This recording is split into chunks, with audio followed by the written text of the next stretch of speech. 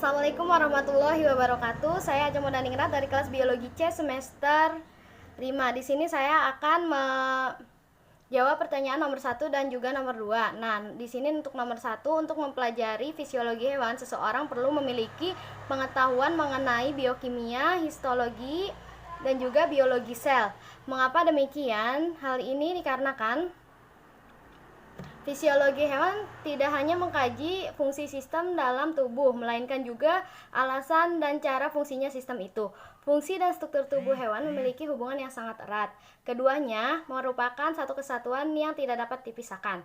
Oleh karena itu, untuk mempelajari fungsi jaringan atau organ tertentu, terlebih dahulu kita harus memahami struktur organ atau jaringan yang dimaksud.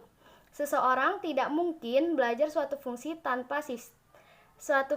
sistem tanpa belajar struktur yang bertanggung jawab atas fungsi tersebut. Kajian struktur dapat dibedakan menjadi 3, yaitu anatomi, histologi, dan juga sitologi. Masing-masing belajar struktur organ, jaringan, dan sel. Mempelajari struktur dan mempelajari fungsi memiliki perbedaan yang hakiki. Mempelajari struktur pada hakikatnya mengkaji sesuatu yang bersifat statis menggunakan bahan yang telah mati, sedangkan belajar fungsi pada hakikatnya mengkaji sesuatu yang dinamis dan menggunakan bahan yang hidup. Berbagai proses yang mempelajari di dalam fisiologi bukan hanya proses yang terkait dengan fungsi tubuh pada individu, melainkan juga proses yang terjadi pada tingkat organ, sel, dan organ, jaringan, sel, dan molekul. Oleh karena itu diperlukan seorang tersebut memahami mengenai biologi sel, biokimia, dan juga histologi untuk mempelajari fisiologi hewan. Nah, untuk nomor 2 ini soalnya ialah berikan penjelasan tentang batasan lingkungan ekstrasel atau lingkungan luar sel bagi hewan unisel dan multiseluler. Nah, batasan lingkungan ekstrasel ini terjadi pada air laut yang memiliki tekanan hidrostatis yang tinggi. Hal ini dapat menyebabkan terjadinya faktor pembatas, yaitu tidak ada kehidupan di dalamnya karena dapat menghambat aktivitas enzim dan mempengaruhi struktur membran sel, juga mempengaruhi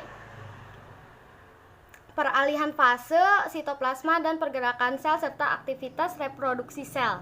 Selain itu, pada tekanan hidrostatis yang tinggi, pembentukan ikatan hidrogen akan meningkat, sedangkan interaksi ionik dan hidrofobik terhambat, dapat mengakibatkan adanya penghambatan pada proses pembentukan mikrotubulus, di mana berbagai proses yang bergantung pada pembentukan mikrotubulus ini, seperti pembentukan kaki semu pada amuba. Lalu pada amuba ini kan memiliki struktur yang uniseluler, dan pembelahan sel pada zigot landak laut yang memiliki struktur multiseluler. Namun tekanan hidrostatis tertentu dapat diadaptasi oleh hewan yang barotoleran, dapat berkembang dan bereproduksi pada tekanan hidrostatis yang tinggi ini. Selain itu, dibatasi dengan jumlah nutrien. Hewan tertentu yang mampu hidup di kedalaman air, hanya hewan yang mampu dengan jumlah dan jenis nutrien terbatas sekaligus dengan bersifat barotoleran. Kemudian batasan lingkungan eksternal dipengaruhi oleh zat yang terkandung di dalamnya, seperti banyaknya garam, gas, sejumlah kecil senyawa organik, dan berbagai polutan yang berpengaruh terhadap pola penyebaran hewan seperti ikan. Nah, air laut ini kan memiliki kandungan garam yang tinggi ya, sekitar 3,5%. Memiliki kapasitas air yang sedikit sehingga hewan yang mampu hidup di sini adalah hewan osmotoleran. Sedangkan air tawar memiliki kandungan garam yang kecil sehingga hewan yang hidup di sini adalah hewan osmofilik, yaitu hewan yang tumbuh optimal pada lingkungan yang memiliki ketersediaan air tinggi. Daerah payau juga dapat berfungsi sebagai pembatas dalam penyebaran jumlah hewan, sehingga dapat membedakan dengan jelas hewan air tawar dan juga hewan air laut. Terima kasih. Bismillahirrahmanirrahim. Perkenalkan, nama saya Atun. Saya akan menjawab pertanyaan nomor 3 dan 4. Jawaban nomor 3 yaitu faktor lingkungan yang akan menjadi ancaman pada lingkungan air laut dan air tawar adalah air hujan yang memiliki pH asam yang disebabkan oleh adanya SO2 dan NO yang berasal dari pembakaran fosil dengan menggunakan asam kuat sebagai bahan bakarnya. Hujan tersebut dinamakan hujan asam. Keasaman berlebihan juga dapat menghambat proses pengambilan natrium secara aktif oleh hewan dan jika lingkungan kekurangan natrium dapat menyebabkan kematian. Kemudian lingkungan daratan atau terestrial dapat juga menyebabkan ancaman apabila terjadi radiasi dan dehidrasi. Radiasi UV dapat menghambat proses replikasi DNA dan menyebabkan efek letal atau mematikan dan efek mutagenetik terhadap organisme. Nah, kemudian jawaban nomor 4 yaitu cara hewan homeotermik mempertahankan homeostasis suhu tubuh yaitu dengan kontrol homeostatik umpan balik. Kemudian komponen-komponen sistem umpan balik terdiri atas stimulus, kemudian reseptor, pusat integrasi, efektor, dan respon. Terdapat 3 komponen prinsip yaitu sebuah reseptor, pusat integrasi, dan efektor. Efektor bertanggung jawab dalam mendeteksi perubahan di lingkungan internal dan eksternal hewan. Reseptor pada hewan berfungsi untuk memonitor bagian spesifik dari lingkungan. Fungsi reseptor adalah mengkonversi perubahan yang terdeteksi di lingkungan menjadi suatu potensial aksi yang dikirimkan melalui bagian aferen sistem saraf menuju ke pusat integrasi, di mana pusat integrasi ini berupa otak atau korda spinalis yang dimiliki oleh hewan. Peranan pusat integrasi adalah untuk mempertimbangkan informasi yang diterima sehubungan dengan variabel spesifik dan bagaimana variabel tersebut seharusnya. Contohnya yaitu daerah hipotalamus di otak adalah pusat integrasi untuk mengontrol suhu tubuh pada mamalia. Terima kasih.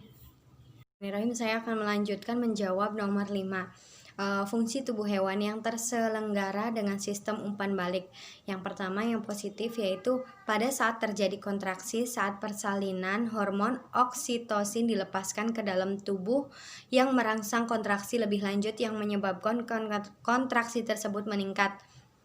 Kemudian pada proses pembekuan darah trombosit diaktifkan yang menyebabkan pembekuan darah dapat terjadi lebih cepat. Itu yang positifnya. Sedangkan yang negatifnya yaitu pada penderita diabetes mellitus terjadi peningkatan kadar gula dalam darah karena kurangnya hormon insulin sehingga pada saat kita mengkonsumsi gula yang kita ketahui sifat gula itu membawa air, hal ini menyebabkan pada saat penyaringan di glomerulus sebagian gula yang lolos dari penyaringan akan keluar bersama urin dan terjadi peningkatan urin karena banyaknya air yang keluar dari tubuh lewat urin, maka tubuh akan mengalami dehidrasi, akibatnya penderita akan merasa kehausan. Kemudian pada penderita diabetes mellitus juga karena kurangnya insulin maka terdapat banyak gula di luar sel, akibatnya sel akan memakan gula yang ada pada otot untuk mendapat energi, akibatnya penderita merasa kelelahan dan mudah kelaparan. Assalamualaikum warahmatullahi wabarakatuh. Perkenalkan, nama saya Dila Melina. Di sini saya akan menjelaskan jawaban dari nomor 6 dan 7. Perbedaan dan persamaan umpan balik positif dan negatif. Perbedaan itu, umpan balik positif, suatu umpan balik positif disebut positif jika peningkatan pada suatu variabel setelah penundaan mengakibatkan peningkatan pada variabel yang sama. Umpan balik jenis ini dapat ditemui pada sistem yang memiliki perilaku pola eksponensial. Perbedaannya itu, umpan balik negatif, suatu umpan balik disebut negatif apabila akan peningkatan pada suatu variabel mengakibatkan penurunan pada variabel yang balik sama. Umpan negatif bersifat menyestabilisasi sistem atau menyeimbangkan sistem. Umpan balik negatif dapat ditemui pada sistem yang memiliki perilaku dengan osilasi. Persamaannya itu sama-sama mengalami perubahan pada variabelnya. Misal, pada contohnya itu, pada umpan balik negatif, yaitu variabel suhu pada hewan mamalia akan berubah dan cenderung mempertahankan suhu tubuhnya. Pada contoh umpan balik positif, yakni variabel volume darah pada mamalia yang akan bersirkulasi, dan cenderung mempertahankan volume darah agar tetap konstan dalam proses pembekuan darah.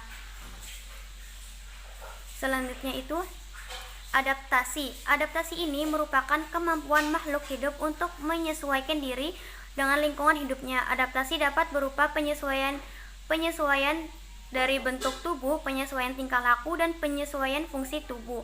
Penyesuaian tersebut dapat dilakukan melalui genetik maupun dari habitat. Makhluk hidup dapat mencari habitat yang sesuai dengan cara hidup mereka maupun mengubah tubuh mereka. Regulasi. Regulasi ini merupakan sistem yang terdapat di dalam tubuh makhluk hidup yang berguna agar makhluk hidup bisa hidup secara seimbang, serasi, dan selaras. Sistem pengatur dan sistem regulasi yang ada di dalam tubuh manusia diantaranya ada sistem saraf, sistem hormon, dan sistem indera.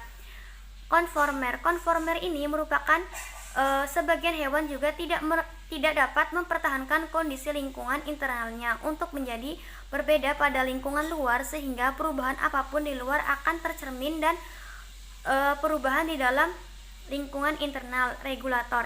Regulator ini merupakan batasan terhadap derajat perubahan yang terjadi yang dapat ditolerir oleh hewan. Jika melewati batas toleransi akan menyebabkan kematian atau setidaknya kerusakan yang signifikan. Oleh sebab itulah sebagian besar hewan maju justru mempertahankan kondisi internalnya dan berbeda terhadap kondisi eksternal.